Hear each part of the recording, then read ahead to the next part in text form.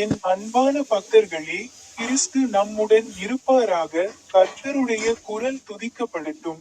நான் அருண் பி.எஸ். மட்கி. உங்கள் அனைவருக்கும் வணக்கம்.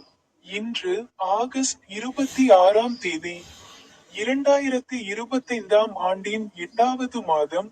ஜார்க்கண்ட் மாநிலத்தின் பலாமு மாவட்டத்தின் குன்பானி கிராமத்தில் 13ஆம் நாளில் உலர்ந்த அடர்ந்த மரங்களுக்கு அருகில் உள்ள ஒரு மரத்தின் முன் தொலைதூர யாத்திரையில் சேர்ந்தேன். பைபிளிலிருந்து அவரது வசனங்களில் ஒன்றை பற்றி பேசுங்கள்.